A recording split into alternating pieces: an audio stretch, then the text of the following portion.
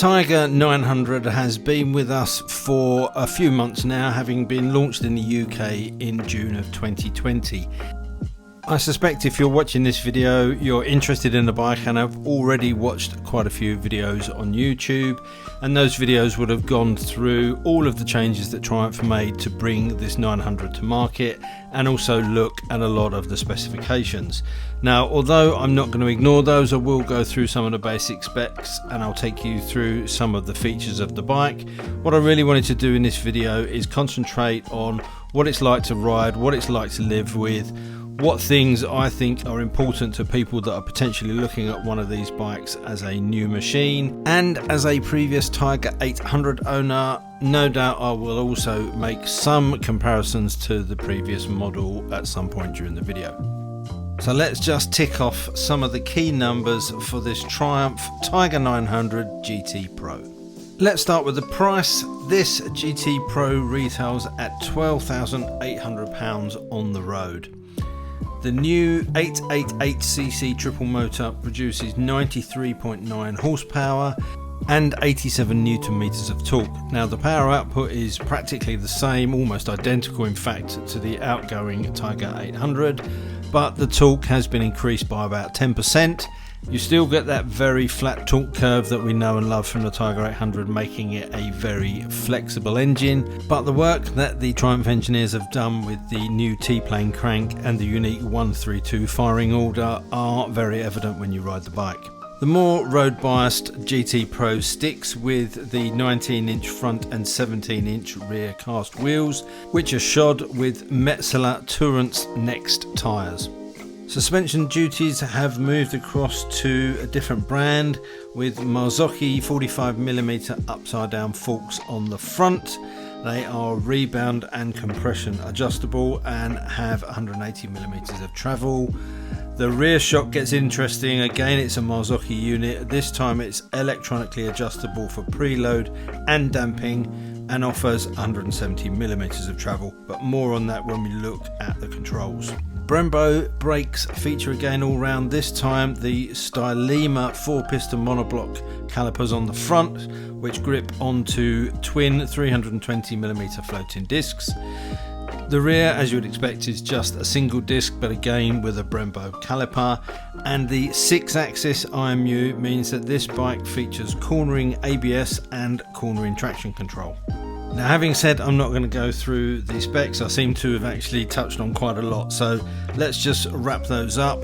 The rider seat is adjustable from a low position of 810mm to a high position of 830mm, and both the rider and pillion seats are heated.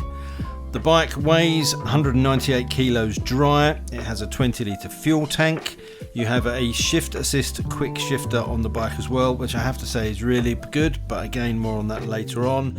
The switches are illuminated, and the one thing that will obviously stand out, as you've seen in this video, is the new big 7-inch TFT screen with the integrated My Triumph app.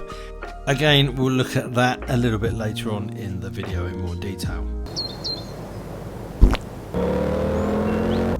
So, ergonomics, and not much has changed from the previous bike, to be honest. It still is a very comfortable bike to ride, although I do find the Tiger seats to be a little bit narrow, and you do start to feel the plastic underneath the padding after about 45 minutes to an hour. But that could be just me. The engine on this bike has moved 40mm further forward and 20mm lower. That helps with moving the centre of balance, but I also think that the tank is a little bit lower in front of you. It doesn't stand up as much as the old 800 did. There also seems to be a little less reach for the bars. I suspect there's a little bit more sweep on these, but that's not such a bad thing either. I do like the riding position on this bike. The new design of the mirrors is really good visibility from those, no complaints there. The foot pegs are comfortable and are in a decent position, and the screen I think is a big improvement over the 800. It's still adjustable as same as it was before. You pull it out and move it up and down on the sliders and it locks into various positions, but I found this screen in its highest position, riding it in both a standard helmet and a peaked helmet, meant that I got much less wind noise on the bike than I did on my previous 800, so that is one big improvement.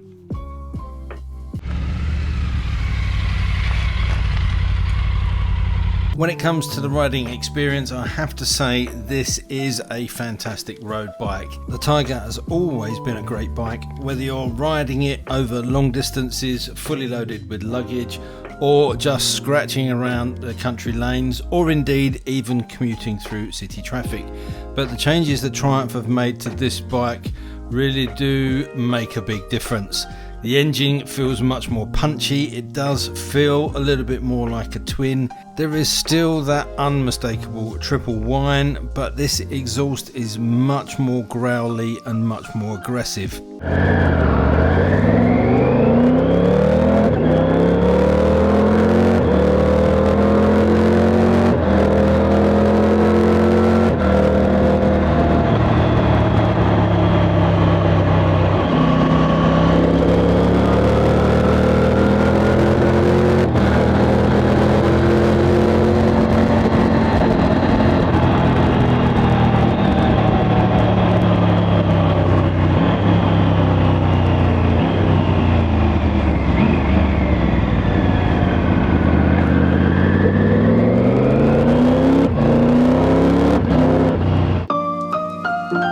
So not only do we have a different sound from those engine changes, but we also have a different torque profile. All good things. Is there anything negative that comes from that? Well, I think there is one small issue, and that is that I did notice more vibrations through the bars and the foot pegs on this bike than I did with the old 800.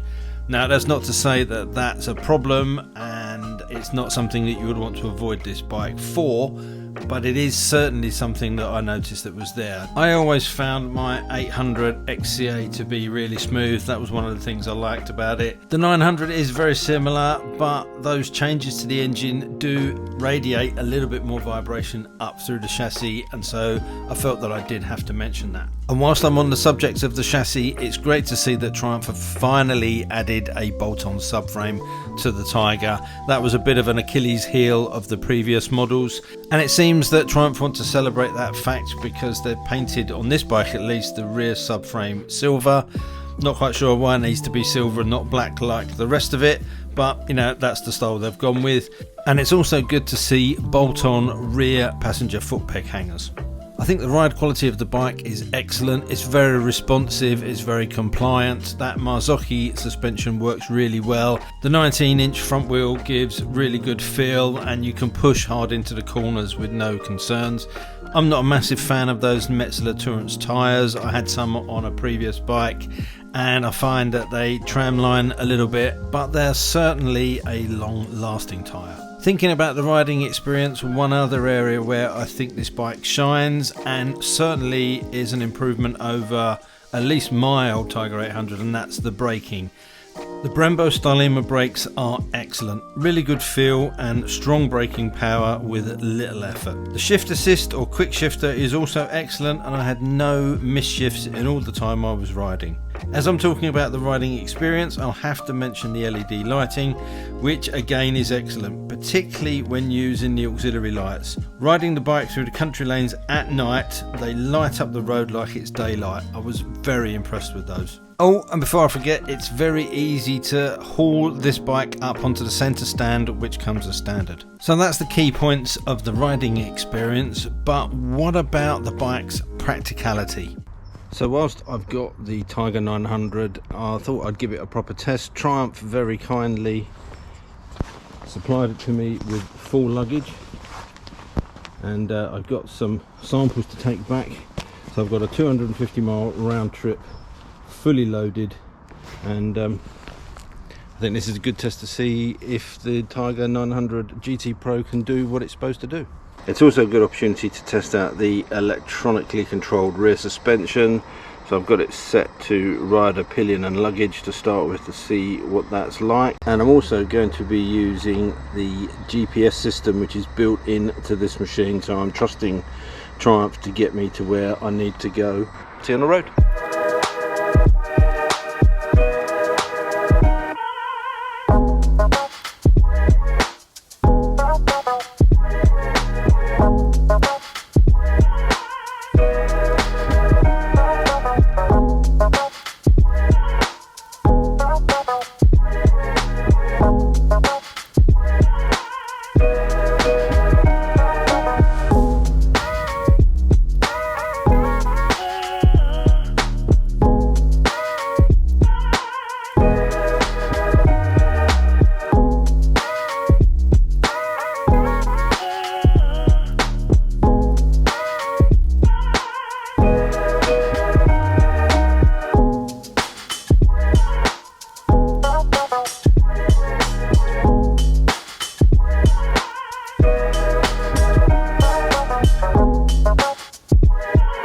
In total, it was a 240-mile round trip.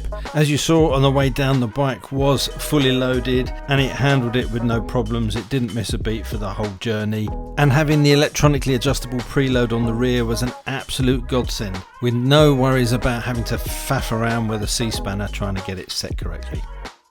I can't end the video without talking about the excellent 7-inch TFT screen. It is a bit like riding with an iPad in front of you, but Triumph have done a good job, particularly with the anti-glare coating. The display remains easy to read in pretty much any lighting conditions. There is so much to cover that it probably needs its own video, but let's just say you can control and adjust everything about the bike through the simple left-hand controls. There's a dedicated button for changing the 5 rider modes, which is easily done on the fly. The phone and GPS integration works really well and it's very easy to connect and set up. I do feel that Triumph have wasted a bit of that enormous screen real estate, but there is one screen layout that leaves a nice space to easily read all of the various functions. It's probably the layout I use more often. I know Triumph have been working on this system for some time, and as impressive as it is, I do wonder if the use of Apple CarPlay and Android Auto would have been welcomed. Let me know what you think. Although to be fair, I don't have any complaints with the setup. As you saw, using the Triumph navigation app, it got me from my home to a location in Hampshire and back with no hiccups whatsoever. If you prefer to have full navigation maps, then you'll just need to use your own navigation device. Although having said that, with the nature of these screens and the ability to change things with firmware updates, that's not to say that that kind of functionality might not come along in the future.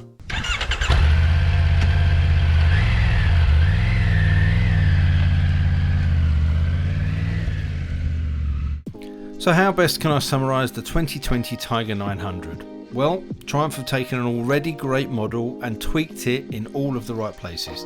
The new bike is lighter, with more power and more tech. The restyling is obviously evident, but it's still somewhat subtle. It still looks like a Tiger, if you know what I mean, but a bit more slick and a bit more modern. There is no wonder it has won the press and owner plaudits that it has. The burning question is it a big improvement over the 800? I think it definitely is. Does that make the old bike a bad bike? No, of course, definitely not. Would I swap an 800 for the new 900? Well, from my point of view, if you own a Tiger 800 and are looking for a new bike and want to stick with the platform, then definitely. If you are new to the brand and are looking for a comfortable, fast, efficient and practical adventure bike, then this is definitely worth a test ride. If you ride an 800 and you love it, then keep on loving it. I don't see any need to change. But then who am I to tell you what to do? As ever with Triumph, there is a huge choice in terms of spec and an equally huge choice of accessories to add your own personal touch. One thing is for sure, this is a very good adventure bike. The GT Pro would make an excellent touring machine, but it's equally at home commuting or scratching around the country lanes. I'd just like to thank the people at Triumph for allowing me the use of the bike for a couple of weeks. There's a lot to fit into this review. There's a lot to talk about this bike. If I've missed any key points or if you've got any burning questions, then you know where to ask those in the comment section down below. If you like this video, it would be fantastic if you can smash that like button. And if you're not already a subscriber, please subscribe and click the notification bell, and it will be very much appreciated. And so until next time, that just leaves me to say thanks for watching, take care, ride safe, and I'll see you soon. Bye.